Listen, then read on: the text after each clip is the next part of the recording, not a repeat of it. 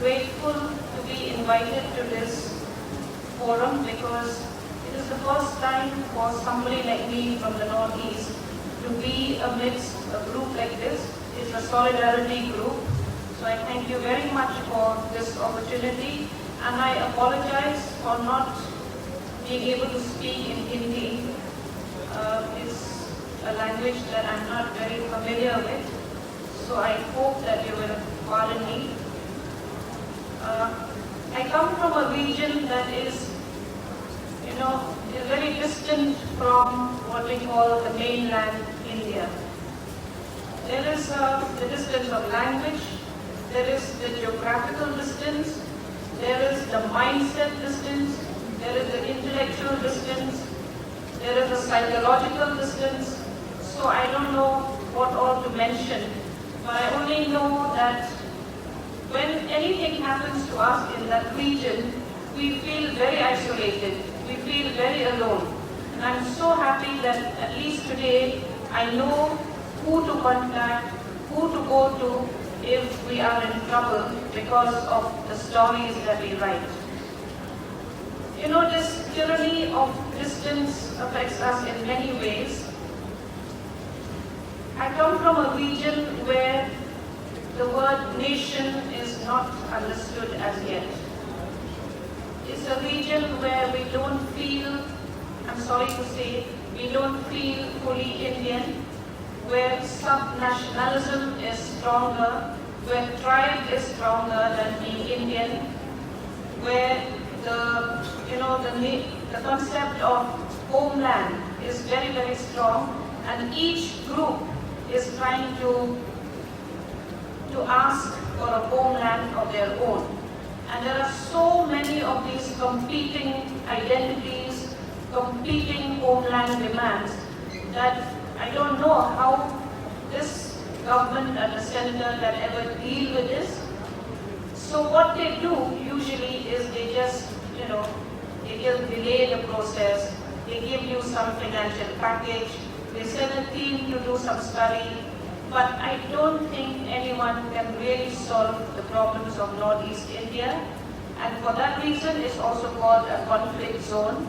There is a conflict, a real physical conflict, but there's also a lot of internecine conflicts within and among tribes themselves, between the tribes of the region and those who have come there to work, or those who've been born and brought up there but who don't belong to the tribe. So there is this process of othering. There's all kinds of problems that you can think of in that region, and therefore to be writing from there is a huge challenge. I don't think those who are living in Delhi will ever be able to understand, because if you take a stand for or against something that you believe you should take a stand on, then there will be one or the other group that will seek for your head, that will want you to be silenced. And in that kind of situation, we continue to do what we are supposed to do. We don't know how long we can do it, but we also know that the climate for journalism, especially today, is becoming very, very constricted. The space is really reduced for free speech. And I'm not even talking about the kind of politics that is there in this national capital region or in the other states of North India. I'm speaking of a different kind of ethnic politics. That also can be very, very constricting for journalists. So the reason why a petrol bomb was thrown at my house is not really known, because on a daily basis we write so many stories that that indict one politician or the other, indict one political party or the other, or indicts the mining mafia. I come from a state that has a lot, is very rich in mineral resources.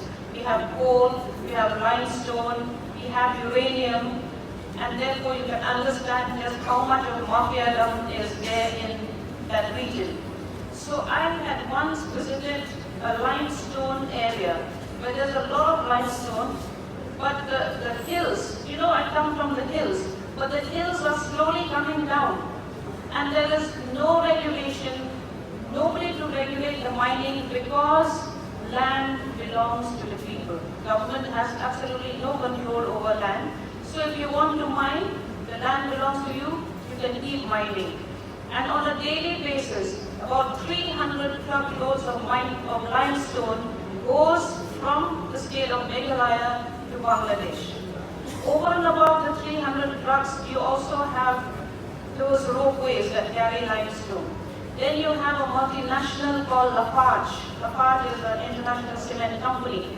That also sends huge quantum of limestone to Chatak in Bangladesh. And all that is happening in what is called forest land. So when I went to visit one of these areas, I was so devastated, you know, because the environment is completely gone and nobody is doing a thing. And I asked one of those exporters, I said, how long will you have limestone? And he said, maybe another 100 years. Then I said, after 100 years, what? Then he didn't have any answer. So I came back and I wrote a very, very strong, I write a weekly article for my newspaper. So I wrote a very strong article. And I don't know whether that article must have triggered the anger. Because there are also a lot of other factors. We also have a students' union in my state, which is very, very political. And every year, they have what they call a Khasi National Awakening Movement. Khasi is a tribe. I'm also a Khasi. And they will have this movement where they will take out a procession and then they will throw stones at the shops belonging to non-tribals. They will beat up people. All kinds of, you know, provocative kind of action they will do. So I one day wrote an article saying, do the Khasis really need a national awakening movement? And if they do need, then it should not be based on violence. And I also said that if any group wants to use violence as a tool, then they should not appropriate the entire tribe. I don't want to be part of that violence. And I think that also must have triggered a lot of anger in them. So I suspect that these were the two articles that must have made them throw that petrol bomb. And it so happened, the day the petrol bomb was thrown at my house, I was sitting and working. And I heard this explosion. And I thought maybe, you know, there was a transformer outside our house, maybe that burst or something. And I was sitting next to the window, and I just saw the entire line and saw flames this high.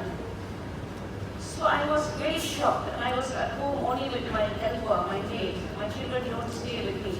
So I thought maybe it was a broken circuit or something. We put off all the lights. But then, by the time we went out, the entire locality had come there. And because they saw this huge fire, so they came, they helped to put out the fire and all. And then we saw that petrol bomb lying by the side. So I quickly gathered my wits and filed an FIR, but till date, nobody has been arrested. There are no suspects, no nothing. So this is our plight, and this is a sort of an attempt, a physical attempt. But what is more frightening today are these daily threats and intimidation on your life over social media, over Twitter. You know, so you begin to wonder how long can you operate in this constricted kind of atmosphere, and how do we fight for that freedom? Where's that democracy that we speak about so, you know, so forcefully at times on Independence Day and Republic Day? Are we really practicing democracy? I mean, where is that space? When something happens to journalists, we are fighting it out ourselves. The readers don't come out and support us, but they want us to write stories that are based on facts, stories that bring out corruption, stories that bring out scams. We'll do it, but I think it is also the duty of the come out and protect those journalists who they think are doing a public duty. But that is not happening. And I think it's important for us in this room also to appeal to the public. You know, if the public wants a free press, a free media, then they should jolly well come and support journalism, good journalism, journalism that's free, journalism that is not succumbing to pressures from the state and non-state actors. And I'm stressing here on non-state actors because we come from a region where non-state actors create the utmost violence. They are very powerful and they can kill and they can maim and they can do whatever they want and they can get away with it. So on this note, this is my testimony and I hope that we can continue to build this solidarity. Thank you. National Dastak की आपसे गुजारिश है कि अगर इसको बचाना चाहते हैं तो नेशनल दस्तक को सब्सक्राइब करने के लिए रेड कलर के सब्सक्राइब बटन को दबाएं, फिर बेल आइकन की घंटी दबाएं। नेशनल दस्तक को बचाने के लिए बहुत ज़रूरी है कि हर खबर को शेयर करें, लाइक करें, कमेंट जरूर करें।